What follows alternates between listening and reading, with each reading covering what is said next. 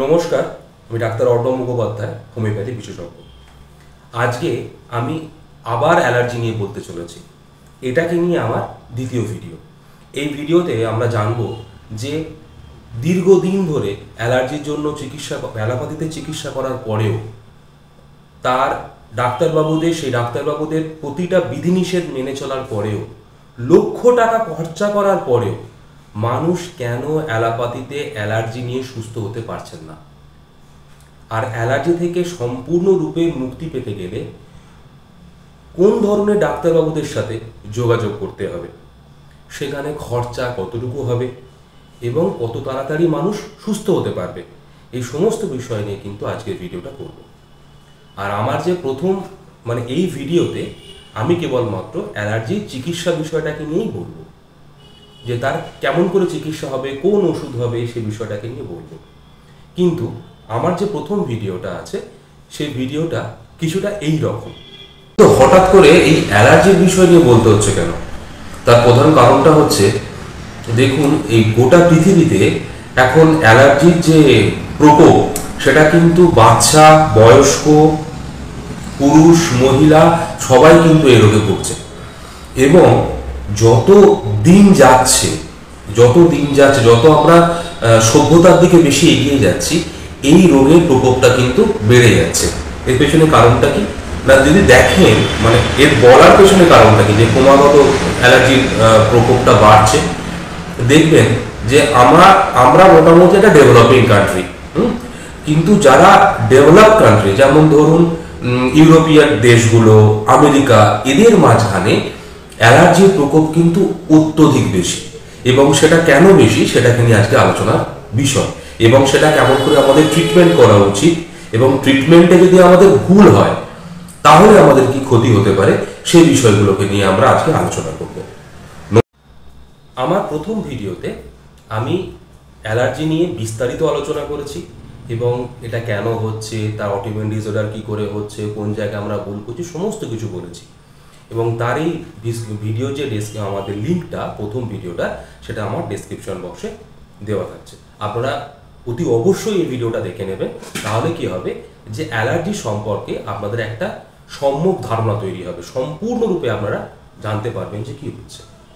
এখানে আমি আমার যে অ্যালার্জি চিকিৎসার সময় আমি যে কথাগুলো বলেছিলাম প্রথমে, যে কত তাড়াতাড়ি ভালো হচ্ছে, অ্যালোপ্যাথিতে কেন ভালো হচ্ছে না, লাখ টাকা খরচা হচ্ছে, বিধিনিষেধ মেনে চলছে, কিভাবে চিকিৎসা করা সঠিক পদ্ধতিটা কি, এই বিষয়গুলো কিন্তু আমি প্রমাণ সহ কথা বলবো। যে অ্যালার্জিতে কত তাড়াতাড়ি মানুষ সুস্থ হতে পারে, কত কম খরচে সুস্থ হতে পারে, সেটা কিন্তু আমি প্রমাণ সহ বলবো। এবং এই সমস্ত বিষয়টা যদি আপনি জানতে চান, তাহলে কিন্তু ভিডিওটা অনেকটা বড় হতে চলেছে। তার প্রধান কারণটা হচ্ছে কি না, এখানে প্রমাণ সহ আমি কি করব, আমার রোগীর একটি বিবরণ দেব, এবং সেখানে তার প্রতিটা লক্ষণকে কিভাবে সেটাকে এলো, কেমন করে গেল, কোন জায়গায় আগের ডাক্তারবাবুদের ভুল হয়েছিল, কেন ওরকম ট্রিটমেন্ট করা উচিত নয়, এই সমস্ত বিষয় নিয়ে কিন্তু আমি খুঁটিনাটি বিশ্লেষণ করব, এবং সেখানে সম্পূর্ণরূপে আপনাদেরকে জানাবো। সুতরাং একটু সময় নেবে, তো তার জন্য আপনাদের কিন্তু ধৈর্য ধরে ভিডিওটা দেখতে হবে। আর যাদের মনে হয় যে এত কিছু জানার জন্য ধৈর্য নেই, যারা শুধু ওষুধের নামটুকু জানতে চান, তারা কিন্তু আমরা ভুল ভিডিও দেখছেন, তাদের জন্য কিন্তু এই ভিডিওটা মোটেই নয়। ওকে, তাহলে আসুন আমরা প্রথমে আমার অধীনে যে রোগীটি আছে, তো তার ভিডিওটা প্রথমে দেখে নিয়ে সেটাকে সমস্ত কীভাবে আমরা বিশ্লেষণ করব, সেটা ধীরে ধীরে আমরা এগিয়ে যাব। ভিডিওটা দেখে নেওয়া যাক। আচ্ছা, আপনি আমাকে কাকে দেখানোর জন্য নিয়ে এসেছিলেন? আমার মেয়েকে নিয়ে এসেছিলাম। বয়স কত হলো? 15 বছর। 15 বছর। ওর কি সমস্যা ছিল তার জন্য আমাকে দেখাচ্ছিলেন? সমস্যা বলতে কি, ওনাকে 2023 নভেম্বর মাসে ওনাকে দেখানো হচ্ছিল আপনার বর্ধমান বিমস হসপিটাল। বিমসে বিশ্বজিৎ বিশ্বাস। আচ্ছা। বিশ্বজিৎ বিশ্বাস ওনার যখন দেখেন, বললেন যে ওনার গলাটা ইনফেকশন হয়েছে, গলার কাছে। আচ্ছা, কি সমস্যার জন্য নিয়ে গেছিলেন? সমস্যাটা গলা বসে গিয়েছিল। আচ্ছা। কাশতে কাশতে কাশতে কাশতে কাশতে গলাটা এমনইভাবে বসে যায় বসে যাওয়ার পর কোনো কথাবার্তা বলতে পারেনি। আচ্ছা মানে এটা প্রায় 1 মাস চলতে থাকে। আচ্ছা কথাও 1 মাস বন্ধ হয়ে যায়। আচ্ছা তারপর ওই বিশ্বজিৎ বিশ্বাসকে দেখানোর পর ওই মোটামুটি 1 মাস ওনার অ্যান্টিবায়োটিক, স্টেরয়েড পর্যন্ত প্রয়োগ করতে হয়েছে। আচ্ছা এইসব খাওয়ার পর তারপর 1-1.5 মাস পর উনি মোটামুটি একটু সুস্থ হন। আচ্ছা আচ্ছা আবার 1-1.5 মাস পর মোটামুটি সুস্থ হওয়ার পর ওই 2 মাস 3 মাস এরকম ভালো ছিল বাড়িতে। আচ্ছা বাড়িতে ভালো থাকার পর আবার সেই যেই কেসে মানে ওই কাশি আরম্ভ হয়, শুধু শুকনো কাশি, আচ্ছা অন্য কিছু নয়, শুধু শুকনো কাশি আরম্ভ হয়েছে। আর ওই কাশতে কাশতে কাশতে কাশতে গলাটা প্রায় বসে যেত। আচ্ছা এবার গলা বসার পর ওনাকে দেখানো হয় নাক কান গলার ডাক্তার। মানে উনিই বলেছিলেন ওই বিশ্বজিৎ বিশ্বাস যে নাক কান গলার একটা ডাক্তার দেখাবেন। আচ্ছা সেটা আমরা আরামবাগে ব্লু প্রিন্টে শিবরাম বান্টিকে দেখাই।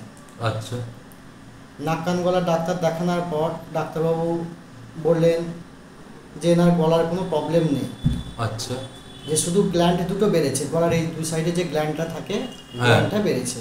আচ্ছা গ্ল্যান্ডটা বাড়ার জন্যে কেসে কেসে মানে কথাটা বন্ধ হয়ে গেছে। আচ্ছা কিন্তু ডাক্তারবাবু নাক কান গলা মানে গলার কাছে সমস্ত ফটো করেছিলেন, ফটোতে কোনো কিছু ওনার ধরা পড়েনি। ল্যারিঙ্গোস্কোপি করা হয়েছিল। হ্যাঁ, হ্যাঁ ফটোতে কোনো কিছু ধরা পড়েনি। তারপর ওখানে দেখানোর পর আবার ডাউট হয়, ওনাকে দেখালাম টিএন ব্যানার্জি বর্ধমানে। আচ্ছা, এনাকে যখন দেখিয়েছিলেন নাক কান গলা ডাক্তার, তারপরে কি গলাটা ছেড়ে গেছিল না ধরাই ছিল? না, গলা ধরা ছিল, গলা ছাড়েনি। আচ্ছা উনি ওই গ্ল্যান্ড কমানোর জন্য একটা করে ট্যাবলেট দিয়েছিলেন, যেটা সে বিকেল একবার খেতে বলেছিলেন, ওই ট্যাবলেটটা। আচ্ছা তারপরে কিন্তু এটা থামেনি। আচ্ছা তারপর ওনাকে নিয়ে আমার মেয়েকে নিয়ে গিয়েছিলাম বর্ধমান টিএন ব্যানার্জি। আচ্ছা টিএন ব্যানার্জি উনি দেখে বললেন যে এটা একটা ঠান্ডা লাগার জন্য হচ্ছে কেসটা। আচ্ছা উনি ট্যাবলেট দিলেন মনটেক এবি, আচ্ছা মানে একটা অ্যালার্জির ট্যাবলেট, অ্যান্টিবায়োটিক একটা সর্দির সিরাপ। আচ্ছা হ্যাঁ, তারপর বলে এইগুলো চালাও, কমে যাবে, অসুবিধে নাই। আর ওনাকে একবার করে চেক আপ করিয়ে নিয়ে যাবেন। আচ্ছা কিন্তু ওরমভাবে ওই 1-2 মাস আবার যাচ্ছে, ট্যাবলেট খাচ্ছে, মানে রাত্রে রেগুলারিটি ওই একটা অ্যান্টি অ্যালার্জির ট্যাবলেট ওনাকে খেতে হতো আচ্ছা প্রত্যেকদিন রাত্রে শোয়ার আগে। আচ্ছা এবার ওরমভাবে 2 মাস আবার গেল, আবার যে একটু ঠান্ডা লাগছে, ঠান্ডা লাগার পরেই মানে আবার সেই কাশি আরম্ভ হচ্ছে। আচ্ছা কাশি মানে কি, ওই শুকনো কাশি শুধু। আচ্ছা, কাশির সময় কাশিটা সারাদিনে কখন বেশি হতো? সারাদিনে বলতে কি ওনার যখন মানে ঘুমোতো তখন কাশিটা হতো না। আচ্ছা, আর রাত্রিবেলা যত রাত বাড়তো মানে কাশিটা অনবরত বেড়ে যেত। যত রাত বাড়তো তত বাড়তো, তত কাশিটা বাড়তো। শুকনো কাশি হতো? শুকনো কাশি। কেমন করে কাশতে হতো? খুব জোরে। একটু জোরে বলো তো। খুব জোরে কাশতে। খুব জোরে কাশতে হতো, গলাটা তুলে কাশতে হতো না? কেমন করে কাশতে আগে? এরকম। আর একবার দেখি কিসে দেখাও তো এরকম কাশি হচ্ছে কিনা। এবার দেখাও যদি হয়। এরকম করে কাশতে হতো?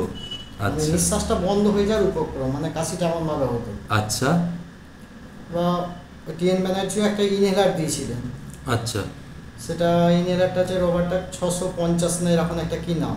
আচ্ছা সেই ইনহেলারটা দিনে 2 বার নিতে হতো, মানে আচ্ছা। দুপুরে একবার আর রাত্রে শোবার আগে একবার। আচ্ছা কিন্তু ওই ইনহেলার এইসব ট্যাবলেট খেয়ে কোনো কিছু কাজ হচ্ছিল না। আচ্ছা এবার টিএন ব্যানার্জিকে দেখাতে দেখাতে আবার এখানে আমরা আরামবাগে মানে বর্ধমানের যে অ্যাসিস্ট্যান্ট প্রফেসর ছিলেন শ্যামল কান্তি পাল, আচ্ছা শ্যামলবাবুকে দেখালাম। আচ্ছা কিন্তু শ্যামলবাবু দেখে বললেন যে ওনার একটা সমস্যা আছে, অ্যালার্জি আছে, ওনাকে স্যাট টেস্ট করতে হবে। আচ্ছা যে স্যাট টেস্টটা এখানে আমার আরামবাগে হয় না, ওটা কলকাতাতে করাতে হবে। আচ্ছা কলকাতাতে স্যাট টেস্ট করানো হয়েছিল। এবার সেই স্যাট টেস্টের রিপোর্টে কিন্তু ওনার অনেক অ্যালার্জি ধরা পড়েছে। আচ্ছা এই যে অ্যালার্জি রিপোর্ট এইটা। আচ্ছা আচ্ছা আচ্ছা, কি কি বারণ করা ছিল? সেই অ্যালার্জি টেস্টে মানে ওগুলো বারণ ছিল, এখানে লেখা আছে চিকেন, এগ প্রোডাক্ট, হ্যাঁ কলিফ্লাওয়ার, আচ্ছা টমেটো, হ্যাঁ লেডিস ফিঙ্গার, হ্যাঁ হ্যাঁ হুইট প্রোডাক্ট, হ্যাঁ মাস্টার্ড প্রোডাক্ট, হুম মং, আপেল, আচ্ছা, এইগুলো তো হচ্ছে অ্যালার্জি। মানে তাহলে না, প্রথমে আবার এও ছিল, চিংড়িও ছিল, চিংড়ি চিংড়ি মাছ, মুরগির মাংস, ডিমের জিনিসপত্র, হ্যাঁ টমেটো, তারপরে হচ্ছে কলিফ্লাওয়ার, হুম তারপরে আপনার ময়দা, ঢ্যাঁড়স, সর্ষের তেলের জিনিসপত্র, মুগ ডাল, হুম আপেল সব বন্ধ ছিল। হ্যাঁ সব বন্ধ ছিল। আচ্ছা। কিন্তু এগুলোকে রেস্ট্রিকশন করো, হ্যাঁ। কিন্তু অতটা কোনো পরিবর্তন আসেনি। আচ্ছা আবার সেই 2-3 মাস পরেই সেই একই জিনিস কাশি আরম্ভ হতো। আচ্ছা তারপর আমরা ওই শ্যামলবাবুকে মোটামুটি 3-4 ক্ষেপ দেখানো হয়েছিল, দেখানোর পরে কিন্তু তার কোনো পরিবর্তন কিন্তু দেখতে পাইনি। আচ্ছা যে একটা ডাক্তারি করলে তার একটা যে সাময়িক পরিবর্তনটা, সেটা সাময়িকই হতো, আচ্ছা কিন্তু সেটা দীর্ঘস্থায়ী হতো না। আচ্ছা ওই জন্য আমরা ঘরেতে বসে বসে ইউটিউব ঘাঁটলাম হুম যে কোন ডাক্তারবাবু ভালো আছেন দেখি। হুম সেটা হচ্ছে হোমিওপ্যাথির দিকে আমি হাঁটলাম, আচ্ছা যে অ্যালোপ্যাথিতে যখন কাজ হচ্ছে না, তাহলে হোমিওপ্যাথি কোন ডাক্তারবাবু ভালো আছে হ্যাঁ। সেটা আমরা ইউটিউবে দেখার জন্য সার্চ করি। হুম ইউটিউব দেখতে দেখতে দেখলাম ইউটিউবে আরামবাগ বাসুদেবপুর মোড় অর্ণব মুখোপাধ্যায়ের নাম দেখতে পেলাম, মানে ডক্টর অর্ণব মুখোপাধ্যায়। হুম তারপর ওনার সমস্ত কিছু ইউটিউবে শুনলাম, মানে অ্যালার্জি, বাচ্চাদের যে কোনো পেটের সমস্যা আরও অন্য কিছু আদার্স, এগুলো দেখার পর দেখলাম আমার তো স্ত্রীতে আর আমাদের দুজনে আলোচনা করলাম যে ওনাকে হোমিওপ্যাথিটাই শুরু করা হোক।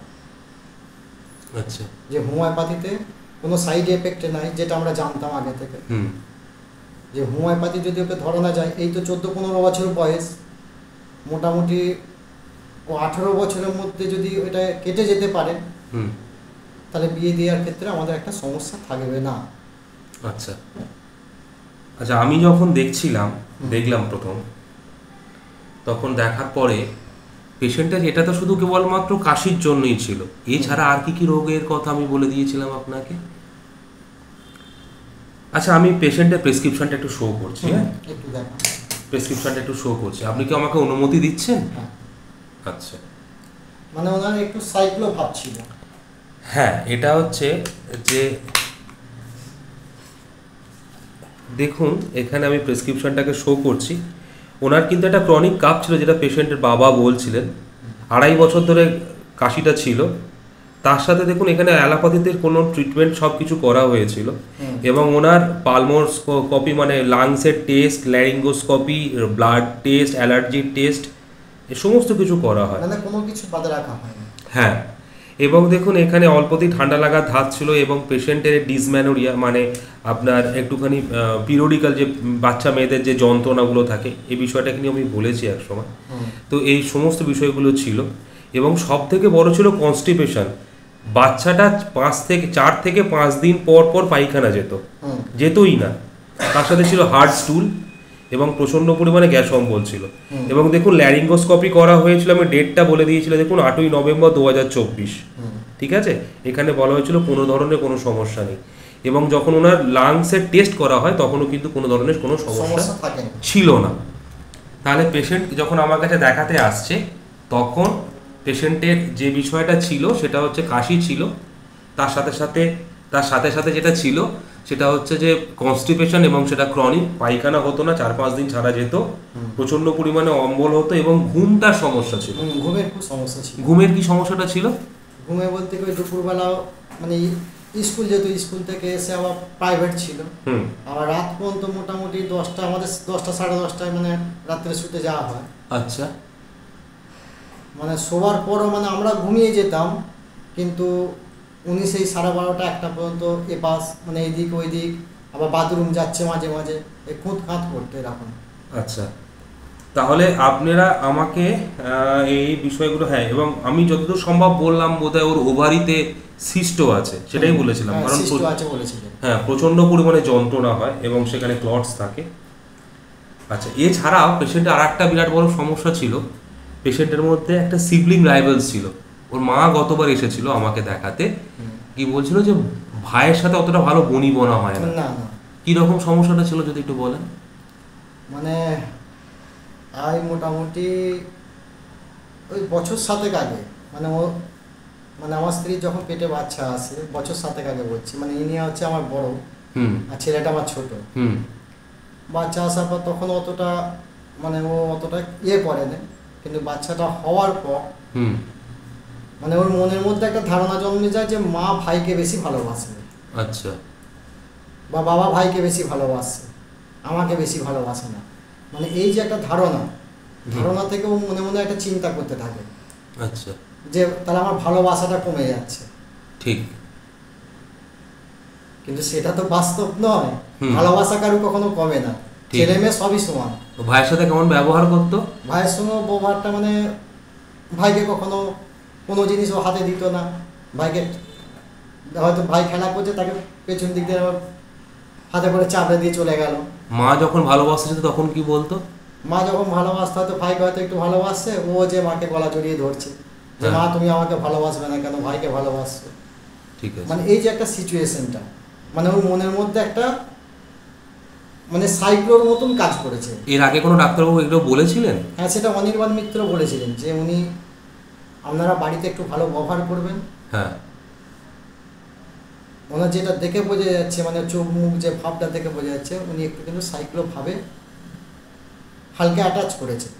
আচ্ছা, এবার আমি দেখাচ্ছি যে আপনাকে বাচ্চাটাকে আমি 26 তারিখে দেখেছিলাম, 26শে জুন 2025। আচ্ছা আমি দেখুন কতটুকু ওনাকে প্রেসক্রিপশনটা করেছিলাম। হ্যাঁ এই দেখুন, এটাকে দিয়ে আমি 4 বার এখানে খাইয়ে পাঠাই পেশেন্টকে, তারপরে এই ওষুধটা দিয়ে আমি পাঠিয়েছিলাম। পেশেন্ট জল খেত না, খুব কম খেতে চাইতো, হ্যাঁ, আমি খুব কম ওষুধটা জল খেত। দিয়ে পাঠিয়েছি। এইটুকু ওষুধ দিয়ে পাঠানো হয়েছিল। এর সাথে সাথে কিন্তু যত ধরনের অ্যান্টিবায়োটিক ছিল, যত ইনহেলার ছিল, সবগুলোকে কিন্তু বন্ধ করে দেওয়া হয়েছিল, তাই তো? বন্ধ করে দেওয়া হয়েছে। এবার 26 তারিখে দেখেছি, আর আজকে হচ্ছে আপনার 2 তারিখ, 2রা জুলাই, 7 দিন। পেশেন্ট কেমন আছে? পেশেন্ট মোটামুটি যেটা আমরা দেখাচ্ছিলাম যে আগেতে যেটা অ্যালোপ্যাথি থেকে যেটা কমেনি বা কাশিটা কমাতে পারা যায়নি, মোটামুটি ওই 20-30% মতন আমরা স্টেবল দেখতে পাচ্ছি বা কাশি কমে গেছে। যেটা সাইক্লো ভাবটা যেটা 30% সেটা আমার অনেকটা কমেছে। আচ্ছা কাশিটা নিয়ে প্রথমে শুরু করি। কাশিটা আপনাদের 7 দিন আগে আমি দেখেছিলাম, এখন মেয়ে কি কবে থেকে কাশিটা কমলো? কাশিটা যেদিনই দেখানো হয়েছে মোটামুটি তার 1 ঘন্টা পরেই টোটাল কাশি থেমে গেছে। কাশি থেমে গেছিল? হুম। আচ্ছা, বাড়ি যেও কোনো কাশি হয়নি, কাশিটা মানে মোটামুটি ধরুন 100%ই কাশি কমে গেছে। আচ্ছা। লোকে বলে যে হোমিওপ্যাথি ওষুধ নাকি খেলে কাজ করে না, দেরি হয়, আপনি কি বলবেন? না, সেটা বলাটা ভুল, কারণ আমিও ছোটোবেলায় হোমিওপ্যাথি দেখাতাম। না, এই যে এত তাড়াতাড়ি রেজাল্ট পাওয়া, লোকে বলে দেরি হয়, দেখুন অ্যালোপ্যাথির থেকেও বেশি তাড়াতাড়ি কাজ হ্যাঁ, করছে। এটা কুইক কাজ করেছে, মানে সেটা আমি ভাবতে পারি না যে মানে এত তাড়াতাড়ি কুইক কাজ করবে। আচ্ছা, 7 দিনের ভেতর আর কি কি পরিবর্তন দেখতে পেলেন? পরিবর্তন মানে মেয়ে এখন মোটামুটি অনেকটা সুস্থ, বা একটা চনমনে যে ভাব বা স্কুল যাওয়ার একটা যে মানসিকতা ভাব বা বন্ধুদের সঙ্গে যে একটা মেশা হুম। বা বাড়ির ফ্যামিলির সঙ্গে আগে যেভাবে একটা মেলামেশা মানে ও একটা অতটা করতো না, গল্প করতো না, সেই ভাবটা কিন্তু অনেকটা আগের থেকে অনেকটা এসছে। ভাইয়ের সাথে কি ঝামেলা হচ্ছে? না, ভাইয়ের সঙ্গে আর কোনো কিছু করে না। আচ্ছা, পায়খানার সমস্যাটা এখন কেমন আছে? পায়খানাটা এখন রেগুলারিটি হচ্ছে। আচ্ছা। আগে যেমন 4-5 দিন পর পর হতো, হ্যাঁ। মানে যেটা হচ্ছে শক্ত পায়খানা, মানে পায়খানা করতে পারতো না গেলে, আচ্ছা মানে খুব প্রেসার ক্রিয়েট করে তারপর সেই পায়খানাটা হতো। আচ্ছা কিন্তু এখন মোটামুটি একটা রেগুলারিটি হচ্ছে। আচ্ছা, ঘুমের সমস্যাটা কীরকম আছে এখন? ঘুমের সমস্যা এখন অতটা নেই। আগে যেমন রাত 12টা, 1টা, 1:30টার সময় ঘুমাতো, আচ্ছা। এখন মোটামুটি আমরা দেখছি আমাদের তো নাইটে শুতে যাওয়া হয় ওই 10টা, 10:30টা, হুম। তার আধ ঘন্টা পরে কিন্তু ঘুমিয়ে যাচ্ছে।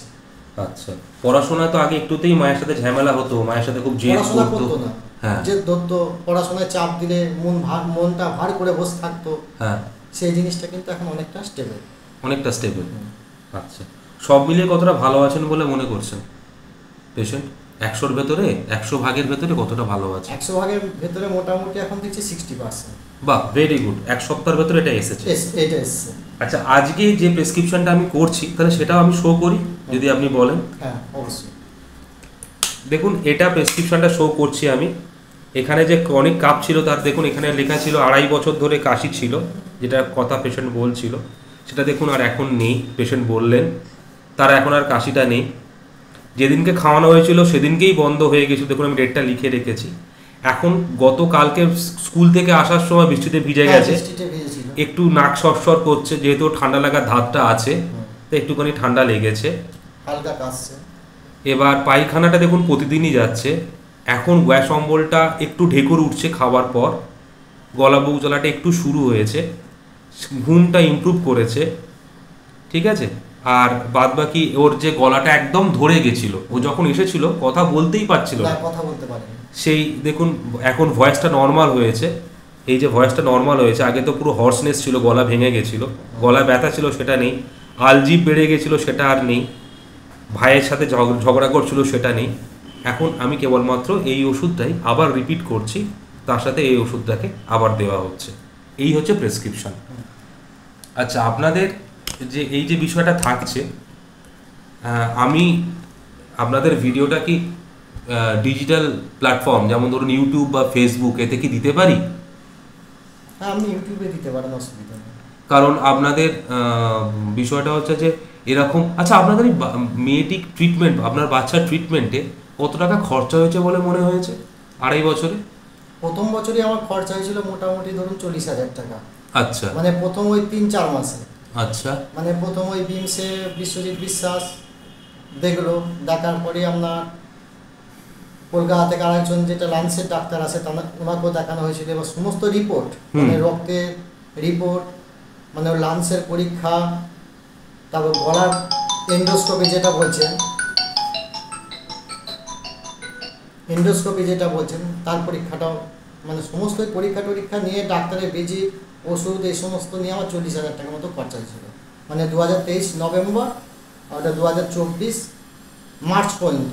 আচ্ছা, তারপর তো আবার আমি ডাক্তার মানে অ্যালোপ্যাথি ডাক্তার সবই ভালো, মানে ওকে যে ডাক্তার দেখানো হয়েছিল কিন্তু একটাও খারাপ ডাক্তার না। আচ্ছা, টিএন ব্যানার্জি, উনিও বর্ধমানে একটা নাম করা আচ্ছা। ডাক্তার ছিলেন, উনিও বর্ধমানের নাম করা ডাক্তার। তারপর আমরা অনির্বাণ যে মিত্র, উনিও নাম করা ডাক্তার ছিলেন, ডক্টর অনির্বাণ মিত্র। আচ্ছা। আর আরামবাগের যে শ্যামল কান্তি পাল, উনিও কিন্তু বর্ধমানে। না, সব মিলিয়ে কিরকম খরচাটা হয়েছিল তাও এই 2.5 বছরে? 2.5 বছরে ধরুন আমার মোটামুটি 1 লাখ টাকা কাছাকাছি খরচা হয়েছে। তা তো মেয়ে ভালো হয়নি। না আচ্ছা, আমার কাছে এরকম খরচা হয়েছিল 1 সপ্তাহে? না, 1 সপ্তাহ খরচা, মানে যেটা প্রথম 7 দিনের ওষুধ ডাক্তারবাবু দিয়েছেন 1200 টাকার মতো, মানে ডাক্তারবাবু ভিজিট নিয়ে ওষুধটা দিয়েছেন। আচ্ছা, তাতে ঠিক আছে বলে মনে করছি। হ্যাঁ, এখন অনেকটা স্টেবল। কারণ এর প্রথম কথাই ছিল পেশেন্টের মাঝখানে যেটা ছিল কোনো ফাংশন এখনো যেমন তেমন জায়গা থেকে শুরু হয়নি, হয়েছিল সাইকোলজিক্যাল ডিপ্রেশন থেকে কাশি, এবং সেই জায়গাটা কিন্তু ওনারা কেউ ধরতে পারেননি। তাই ল্যারিঙ্গোস্কোপি করা হোক, মানে গলার ছবি তোলা হোক, বুকের ছবি তোলা হোক, লাংসের টেস্টিং করা হোক, যাই কিছু করা হোক, সেখান থেকে কিন্তু পেশেন্টের ইমপ্রুভমেন্ট আসতো না, না ইমপ্রুভ আসতো না, তাই না? আসে নাই তো। হ্যাঁ, এই জন্য এটা করা। আচ্ছা, আমি তাহলে আপনাদের ভিডিওটা ইউটিউবে দিতে পারি?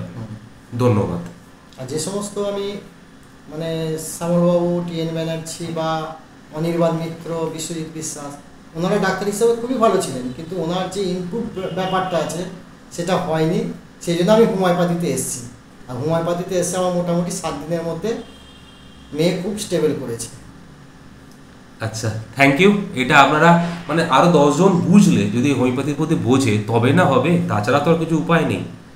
এখন তো সবাই চারদিকে মানুষ বুঝতেই পারে না কোনটা এমার্জেন্সি আর কোনটা emergency. Thank you. Thank you. যদি আপনারা ভিডিওটা সম্পূর্ণরূপে দেখে থাকেন তাহলে গিয়ে দেখবেন মোটামুটি কয়েকটা তথ্য আপনাদের কাছে এসেছে। সেটা কি ছিল না, মেয়েটার বয়স 15 বছর, মেয়েটার 2 বছর থেকে 2.5 বছর কাশি, মানে অ্যালার্জি কাশি ছিল এবং কাশিটা শুকনো ছিল। 4 নম্বর হচ্ছে যখন কাশতো তখন সে গলা উঁচু করে কাশতো। 5 হচ্ছে গিয়ে দেখবেন খুব দমকে দমকে জোরে জোরে কাশতো। 6 কাশতে কাশতে গলা বসে যেত। 7 আপনার শোয়ার সময় কাশি হতো। 8 মেয়েটার ঘুমের সমস্যা ছিল। 9 মেয়েটার সব ধরনের টেস্ট, যতগুলো টেস্ট করা হয়েছিল সব নর্মাল ছিল। 10 মেয়েটা 4 থেকে 5 দিন ছাড়া ছাড়া পায়খানা করতো। এইটা মোটামুটি একটা তথ্য আপনি পাবেন। এই লক্ষণগুলোর উপর ভর করেই কিন্তু অ্যালোপ্যাথি ডাক্তারবাবুরা চিকিৎসা করেছিলেন। কিন্তু কেউই কাশি বন্ধ করতে পারেনি। তার প্রধান কারণটা কি ছিল? তার প্রধান কারণটা ছিল এইটাই যে এইগুলো সব হচ্ছে কিন্তু গৌণ লক্ষণ, এবং ওনারা যেটা খুঁজে বার করার চেষ্টা করতে চলেছেন সরি সেটা হচ্ছে যে প্যাথোলজিটা খুঁজে বার করার চেষ্টা করছেন। ল্যারিঙ্গোস্কোপি, আপনার pulmonary function test, X ray, blood test, অ্যালার্জির জন্য টেস্ট, এগুলো সমস্ত কিন্তু হচ্ছে সেকেন্ডারি বা গৌণ প্যাথোলজি করার চেষ্টা করেছেন। সেই জায়গায় যখন আমি পেশেন্টটাকে দেখলাম, দেখে যখন আমি ওষুধ দিলাম, 1 ঘন্টার ভেতরে মেয়েটির কিন্তু কাশিটা বন্ধ হয়ে গেল। এবং তারপরে কি হচ্ছে, 7 দিন পর আপনি যে টেস্ট রেজাল্টটা পেলেন সেখানে দেখলেন যে মেয়েটি ভালো আছে। আজকে হচ্ছে 10 তারিখ, এবং গতকাল পর্যন্ত আমি পেশেন্টটির বাবা মার সাথে যোগাযোগ করেছি। পেশেন্টটির কোনো ধরনের কোনো আর সমস্যাটা নেই। আগে একটু গা বমি দিচ্ছিল, সেটাও কমে গেছে, এবং একদিন বৃষ্টিতে ভিজে গেছিল স্কুল থেকে আসার সময়, সেদিনকে যেটুকু তার কাশি হয়েছিল। এবার আমি তাহলে কোন বিষয়টাকে মুখ্য লক্ষণ দেখছি? লক্ষণের বা কারণের মাঝখানে মুখ্য লক্ষণ এবং মুখ্য কারণটা কি? এর প্রধান কারণটা হচ্ছে চিন্তা ভাবনা। কেমন? তখন আমি আমার প্রত্যেকটা ভিডিওতে বারংবার এটা বলে থাকি, আমাদের এই যে মাথাটা হচ্ছে রোগের আঁতুড়ঘর। আমরা প্রতিটা রোগকে ডেকে নিয়ে আসি, তোমরা এসো আমার শরীরে বসো, এবং আমরা মাথা দিয়েই ঠিক করে নিই কোন রোগটা আমাদের, কোন রোগ হতে চলেছে এবং কোন রোগটা হবে সেটা ঠিক করে নিই। যেমন ধরুন, আমরা যখন কোনো বিষয় দেখছি, ধরুন এই পেনটাকে আমি দেখলাম, এই পেনটাকে তাহলে আমি প্রথমে দেখেছি, দেখার পর আমার এটাকে আমি দেখতে অভ্যস্ত এই পেনটাকে, এবং সেটা কি করেছে, আমার মাথা একটা বিশ্লেষণ করেছে যেটা পেন, এবং আমি রিয়াকশন হিসাবে আমার কি দেবে না, এটাকে দিয়ে লেখা হয়। যদি এই পেনটাকে দিয়ে কাউকে আমি খুন করি, তাহলে কি বুঝতে হবে যে এইটাকে যে পেন হিসাবে সে দেখেছিল, এটা কিন্তু সে পেন হিসাবে দেখেনি, অথবা সে পেন হিসাবে দেখেছিল। দুটো বিষয় হতে পারে, হয় সে পেন হিসাবে দেখেছিল, কিংবা সে পেন হিসাবে দেখেনি। আর একটা হচ্ছে, যখন সে অ্যানালাইসিস করেছে তখন সে কি ভেবেছে, তখন সে এটাকে দিয়ে যে লেখা যায় এটার কথা কিন্তু সে একদম মাথাতেই নিয়ে আসেনি, বা এটা লেখার জিনিস এটা সে ভাবেইনি। সে কি করেছে, অগ্রভাগটাকে দেখেছে ছুঁচ, মানে এটাকে সে অস্ত্র হিসাবে চিন্তা করেছে, যেটাকে দিয়ে মানুষকে খুন করা যায়। এটাই হচ্ছে পার্থক্য, যে আমি কেমন করে দেখছি, এই জিনিসটা একই থেকে যাচ্ছে, আমার বিশ্লেষণ ক্ষমতার উপর ডিপেন্ড করে আমি রিয়াকশন কেমন করে দেবো তার উপর নির্ভর করছে। ধরুন একটা খাবার আপনি দেখেছেন, দেখার পর দেখলেন যে আপনি খেয়ে নিয়েছেন, খেয়ে নিয়ে খুব টেস্টি খাবার, আপনার কোনো সমস্যা হয়নি।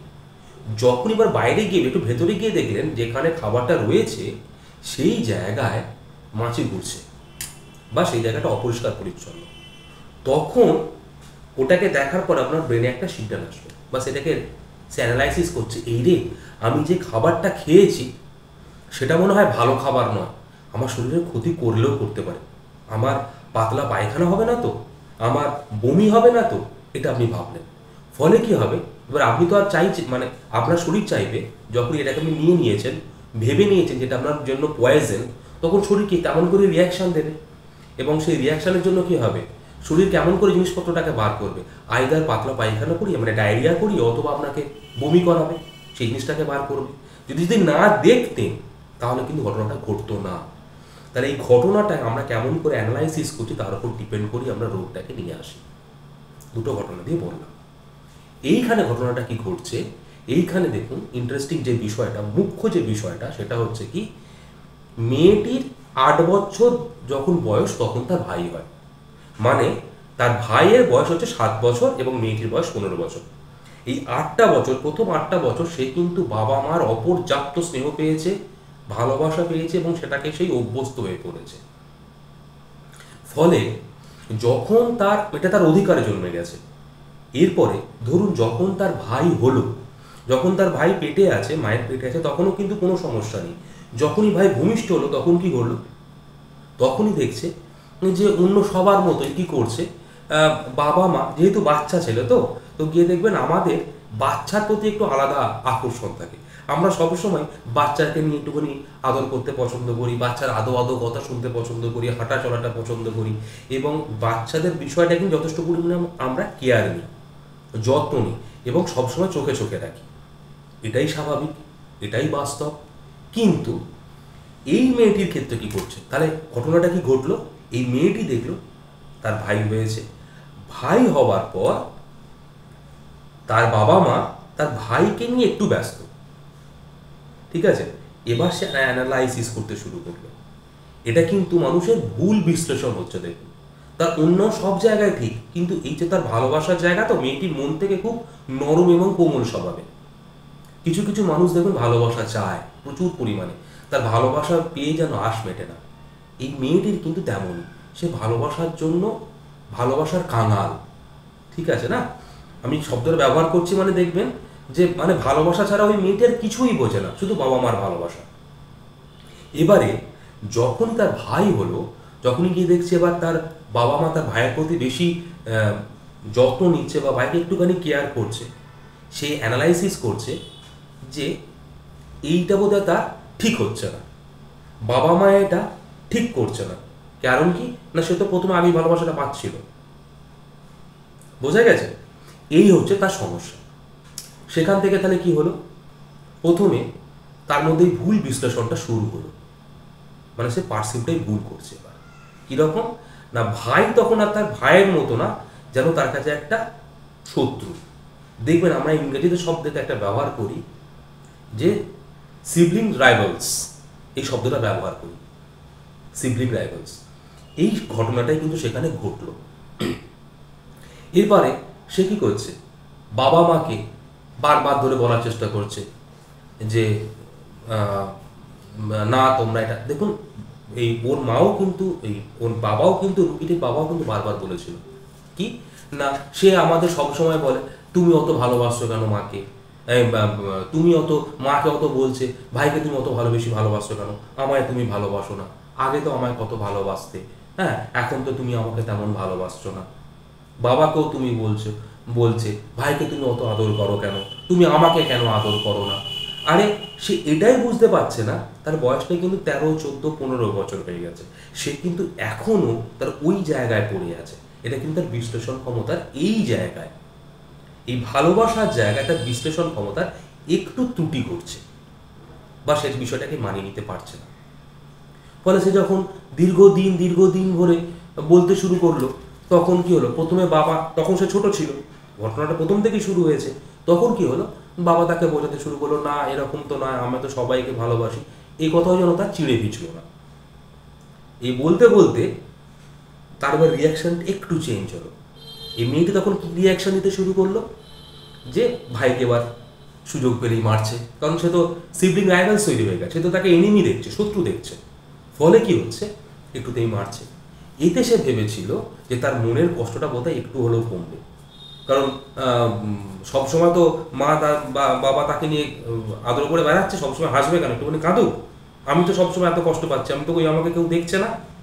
এই ঘটনাটা ঘটলো, কিন্তু এতে হিতে বিপরীত হলো। মেয়েটি ভেবেছিল যে ঘটনাটা ঘটলো, সেটা কিন্তু ঘটলো না।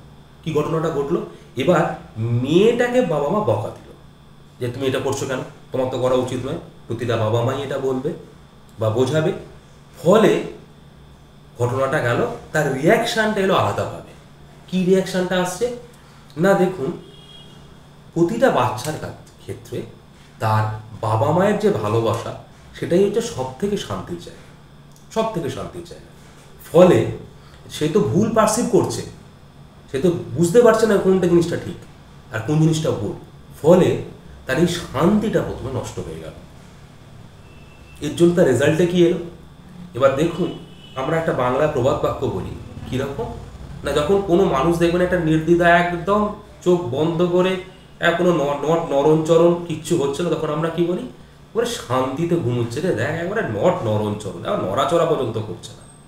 তাহলে আমাদের জীবনে যে ঘুম, সেটা হচ্ছে শান্তির প্রতীক। এবার এই মেয়েটির ক্ষেত্রে তাহলে ভেতরে একটা অশান্তি চলছে, বাবা মা আমায় কম ভালোবাসে, বাবা মা আমায় কম ভালোবাসে। এই জায়গা থেকে তার অশান্তিটা কীভাবে রিয়াকশান এলো, শরীর কেমন করে দিল না, সে যখন শুতে যাচ্ছে তখন কিন্তু তার অনেকক্ষণ ঘুম নেই। কতক্ষণ না 10টায় এসে শুচ্ছে, 11:30, 12টা, 12:30, 1টা পর্যন্ত যাচ্ছে। এই ঘটনাটা তার ঘটছে। এই একটা এলো, চলতে থাকছে। এবার সে আস্তে আস্তে বড় হচ্ছে। বড় হতে হতে কি ঘটনাটা ঘটলো, এবং তার রিয়াকশানটা এরকম করে আসছে যে সে যখন একটুখানি বোঝার চেষ্টা করছে, একটু পারসিভ করার চেষ্টা করছে, কারণ তার বাবা মা তো তাকে নিত্য বলছে না এই ঘটনাটা নয়, আমি তোকেই ভালোবাসি।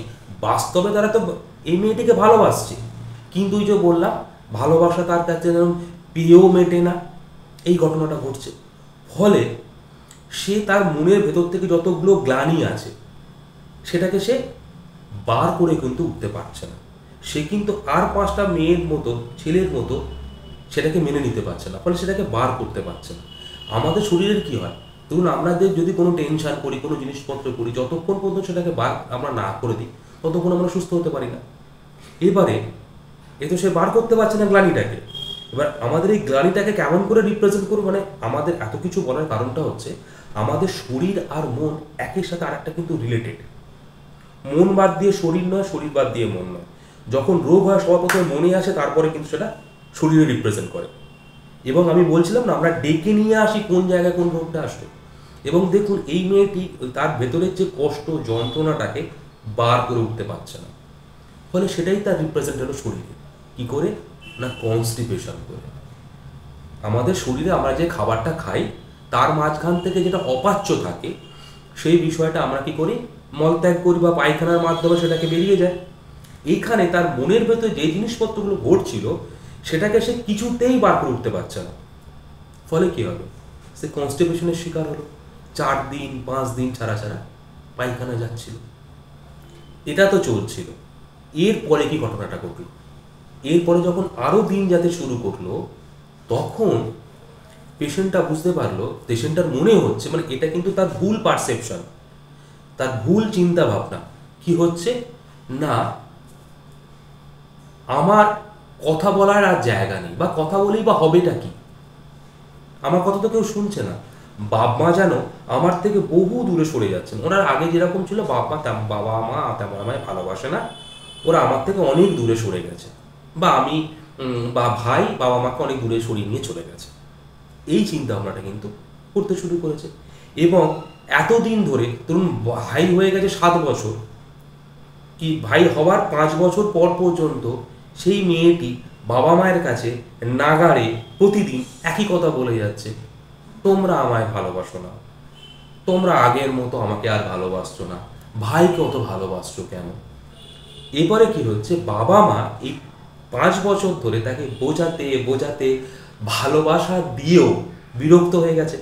বলে তাদের একটা রিয়াকশন এসছে, কীরকম, তুই এই বিষয়গুলো নিয়ে আর বলিস না তো, তুই এই বিষয় নিয়ে আর কথা বলিস না তো, তোর একই কথা ছিচকাতুরে কান্না। এটা অনেক মেয়ের মধ্যেই দেখতে পাওয়া যায়, দেখবে বাবা মা এরকম বলে। ফলে কি ঘটনাটা ঘটেছে যে সে যেন দেখছে যে আমি বলারও জায়গা নেই, আমি বলবোটা কি। এবার কাশিটা কি হয়, আমরা যখন কথা বলি তখন কি হয়, ধরুন এই যে আমি কথাটা বলছি, দেখুন ভলিউমটা চেঞ্জ আসছে না, কখনো বাড়ছে কখনো কমছে। কোন জায়গায় জোর দিয়ে বলতে হবে সেটাকে আমরা বলতে পারি। যখনই আমরা জোর দিয়ে বলছি তখন কি হচ্ছে, ভেতর থেকে যে বাতাসটা বেরিয়ে আসছে সেটা স্বরনালী বা ভোকাল কর্ড দিয়ে বেরিয়ে আসছে এবং দমকে দমকে হচ্ছে, তাই না, ভলিউমটা এরকম আপ ডাউন করছে। এখানে কি হচ্ছে, এবং যখন আমরা কথাটা বলবো তখন গলার ভোকাল কর্ড দিয়ে তো বেরিয়ে আসবে। ফলে এই মেয়েটি যেহেতু তার মনের কথা বলতে পারছে না কারোর কাছে, বাবা মার কাছে, ফলে কি হচ্ছে, তার এই না বলা কথাগুলোই যেন মনের যে কথাগুলো সেটা কিন্তু কাশি হিসাবে প্রকাশ পেয়েছে। কাশি কেমন করে হয় দেখবেন, আমি কাশছি মানে কি, আমি ভেতর থেকে দেখুন ফোর্সফুলি একটা বাতাসটাকে বার করে দিচ্ছি, একটা দমকে দমকে কাশছি। এইখানে কিন্তু ওই কথাগুলো যেটাকে সে বার করতে পারেনি, ফোর্সফুলি যেন সে বার করার চেষ্টা করছে, এটা সে পেরে উঠছে না। ফলে কি যেন কোনো একটা জায়গায় আটকে যাচ্ছে। ফলে সে জোর করে যখনই বার করতেছে সেটাই আমার কাশি হিসাবে দেখা দিল। এবার কাশলো তো বটে, হঠাৎ করে তাকে গলাটা উঁচু করে কাশতে হল কেন, এইভাবে সে গলা উঁচু করে কাশছে। এর কারণটা কি, এর কারণটা হচ্ছে দেখবেন যখন কেউ যদি আমার কাছে থাকে তাহলে আমি তাকে কেমন করে ডাকবো, এই এদিকে এসো, বা যদি ফিস ফিস করে দেখা থাকে এদিকে এসো। কিন্তু যদি অনেক দূরে থাকে, দেখবেন আমরা অনেক সময় বলি, তখন গিয়ে দেখবেন ধরুন একটা নদী আছে কিংবা একটা অনেক দূরের একটা ফাঁকা জায়গা আছে, আমি কাউকে ডাকতে চাই, তখন কি আমরা এইভাবে ডাকবো? কখনো ডাকি। তখন আমরা কি করে ডাকি? এইভাবে ডাকি, শুনছো, হাত গলাটা তুলে দিয়ে এইভাবে ডাকি। কেন? যাতে আমার সাউন্ডটা অনেক দূর পর্যন্ত যায়। এইখানে মেয়েটির তো মনে হচ্ছে যে বিষয়টা তার বাবা মা তার থেকে অনেক দূরে সরে গেছে। এবার সে কিভাবে প্রকাশ করবে? তার বাবা মাকে কেমন করে ডাকবে? সে গলা তুলে। সেটাই তো তার কাশি হচ্ছে, সেটা তো সে গলা তুলে কাশছে এইভাবে। এবং শুকনো কাশি হচ্ছে, শুকনো কাশি। এখানেও কিন্তু আমাকে ভাবতে হবে, আমার কিন্তু কাশির ভেতরে কোনো ধরনের স্পুটাম নেই, আমি কোনো কফ নেই। কেন না? তার যে না বলা কথাগুলো তো বেরিয়ে আসছে, সে কেসে ওইভাবে প্রকাশ করতে চাইছে, গলা তুলে প্রকাশ করতে চাইছে। এরপর ঘটনাটা যখন আরেকটু ঘটলো, তখন কি হলো না, তার মনে হলো আমি এত তো কথা বলে এতদিন ধরে বলে এসেছি, বাবা মা কি শুনেছে? বাবা মা তো শোনেনি। ফলে কথা আর বলে লাভ নেই, আর বলে লাভ নেই, বাবা মা আর আমায় ভালোবাসবে না। ফলে আর বলে লাভ নেই, মানে উনি কথা বলাটাই বন্ধ করতে চাইছে। আর বলে কি লাভ? আর কথা বলে কি লাভ? মানে কি? ভোকাল কর্ড, আমার গলাটা কাস্তে কাস্তে বসে গেল। এতক্ষণ আমি চিৎকার করে বলছিলাম, চিৎকার করে ডেকেছি, কেউ শোনেনি। ফলে এবার আমি চুপ করে যাচ্ছি, কি না গলা বসে যাচ্ছে কাস্তে কাস্তে। এরপর একটা ইন্টারেস্টিং বিষয়টা হচ্ছে না, মেয়েটি কিন্তু শোয়ার সময় কাশছে। তার প্রধান কারণটা কি না, দেখুন এগুলো আমাদের সাইকোলজিক্যালি, এটা মেটাফর মানে। তো বিষয়টা হচ্ছে কীরকম, যে শুয়ে আছে, আমি বললাম শান্তির জায়গা, শান্তির বিছানা, যেখানে মানুষ রেস্ট নেয় না, সেটাই সব থেকে তার শান্তির জায়গা। ঘুমটা তার শান্তির জিনিসপত্র রিপ্রেজেন্ট করে। আর যেহেতু তার মনের ভেতরে চরম অশান্তি চলছে তার এই ভাইয়ের বিষয়টাকে নিয়ে, তাই তার কাশিও শুরু হচ্ছে কোন সময়? শুতে গিয়ে। বোঝা গেল? এরপর তাহলে এই জিনিসপত্রগুলোকে দেখুন, ঘটনাগুলো ঘটছে। এবারে আপনারা বলুন, এটা ছিল তার মুখ্য কারণ। এবার এই বিষয়গুলো কি, মনের বিষয়গুলো কি কখনো ল্যারিঙ্গোস্কোপিতে ধরা পড়বে?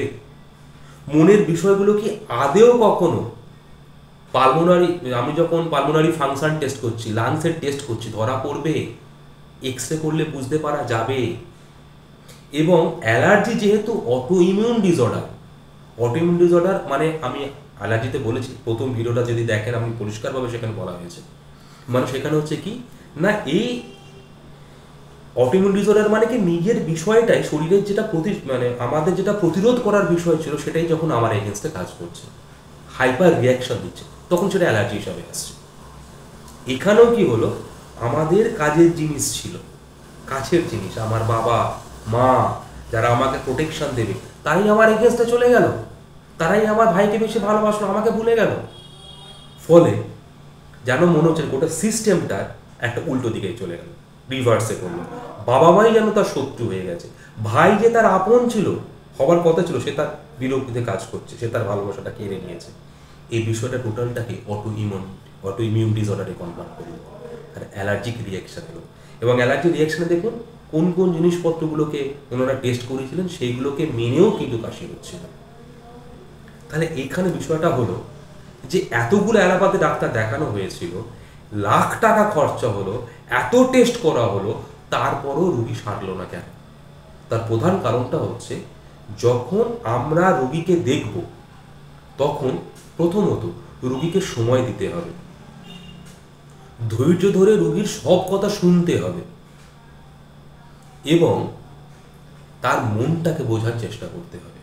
কারণ রোগ তো সবটাই মনে তৈরি হয়েছে না, এটাকে বলা হয় আর্টিফিশিয়াল, আমাদের ভাষায় এটা হচ্ছে আপনার আর্টিফিশিয়াল একটা এনভায়রনমেন্ট। ওই যে বলছে না অল্প ঠান্ডা লেগেই গলাটা বসে যাচ্ছে, ওটা হচ্ছে ন্যাচারাল এনভায়রনমেন্ট। এবং এই আর্টিফিশিয়াল এনভায়রনমেন্ট মানে কি, ইন্টারপার্সোনাল রিলেশনশিপ, কার সাথে আমাদের কীরকম সম্পর্ক, সেখানে আমরা কি অনুভূতি করছি, কি বুঝছি, আমাদের কোন জায়গাটা ভুল বোঝার হচ্ছে, এটা হচ্ছে টোটালটা আর্টিফিশিয়াল এনভায়রনমেন্ট। এই স্ট্রেস কারণের জন্য মানুষের রোগ হয়। আগে মানুষের মধ্যে এত স্ট্রেস ছিল না বলে আগে মানুষের রোগটা কম হতো। এখন যত দিন যাচ্ছে আধুনিক হচ্ছি তত বেশি আমাদের মাঝারি স্ট্রেসটা বেড়ে যাচ্ছে, ফলে আমরা রোগগ্রস্ত হয়ে পড়ছি। তাহলে ওনাদের ওটা ভুল ছিল বা ওনাদের ওই বিষয়টা চোখ থেকে এড়িয়ে গেছিল। যেহেতু আমি রুগীটাকে অনেক সময় ধরে দেখি এবং এরকমভাবে আমি রুগী দেখতে অভ্যস্ত, কারণ আজকে হচ্ছে গুরু পূর্ণিমা। আমি প্রথমেই আমার আধ্যাত্মিক গুরু, যার কাছে আমি মানে মানুষ হবার ট্রেনিং নিচ্ছি, যিনি আমায় মানুষ করছেন, আমার হোমিওপ্যাথির গুরু, যারা আমার হাত ধরে হোমিওপ্যাথিতে শিখিয়েছেন,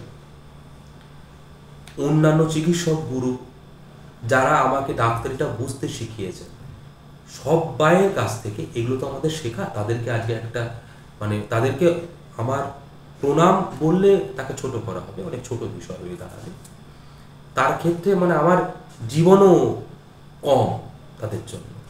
তো এই বিষয়গুলো আমার হোমিওপ্যাথির গুরু হাতে ধরে শিখিয়েছেন, ভাবতে শিখিয়েছেন। এইভাবে তোমরা ভাবো, এইভাবে ভাবো। যদি ডাক্তার সুশীল কুমার দাস যদি না থাকতেন, সুশীল দাস যদি না থাকতেন, তাহলে আমরা এইভাবে শিখতে পারতাম না। উনি আমাদের হাতে ধরে শিখিয়েছেন। তো যাই হোক, সবার শেষে হলো গুরু বন্দনা করতেই হয়, কারণ তার জন্যই আজকে আমরা এই জায়গায় দাঁড়িয়ে আছি। What ever. তো এইখানে এবার ধরুন আমি এই যে ওষুধটা দিলাম অ্যানিমোনে, তার সাথে আরেকটা যেটা আমি সাপোর্টিভ মেডিসিন দিয়েছিলাম, সেখানে কি ঘটনাটা ঘটলো? তাহলে ওষুধটা 1 ঘন্টার ভেতরে কি করে কাজ করলো? ম্যাজিক কি করে কাজ করলো? ম্যাজিক হলো এই কারণের জন্যই, তাহলে আমি হোমিওপ্যাথি ওষুধটা গিয়ে কি কাজ করলো? যে মেন্টাল প্লেনে কাজ করলো, চিন্তা ভাবনাটাকে চেঞ্জ করে দিল দেন অ্যান্ড দেয়ার। সেখানে কি করলো? সে যেটাকে পারসিভ করছিল এবং সেটা যে রিয়াকশান দিচ্ছিল, এর মাঝখানে মানে সে দেখলো, অ্যানালাইসিস করলো বা বিশ্লেষণ করলো এবং রিয়াকশান দিল। এই যে বিশ্লেষণ জায়গাটায় তার ভুল হচ্ছিল, সেই বিশ্লেষণের জায়গাটাকে কারেকশান করে দিল। যেই মুহূর্তে তার কারেকশান করে দিল, ফলে কি হলো? তার 7 দিন পরে কি রিপোর্ট এলো? 1 ঘন্টার মধ্যে কাশি কমে গেল, কারণ সেই প্লেনটাকে সে ঠিক করে দিল। তার রিপোর্টে কি এলো? এখন মেয়ে প্রতিদিনই পায়খানা যাচ্ছে, বাচ্চাকে ভাইকে আর অত মারছে না, তার ঘুমের সমস্যা আর এত হচ্ছে না, সে 1 ঘন্টার ভেতরেই 0.5 ঘন্টার ভেতরেই ঘুমিয়ে পড়ছে। এই ঘটনা কিন্তু ঘটলো এবং তার পড়াশোনায় মন বসছে।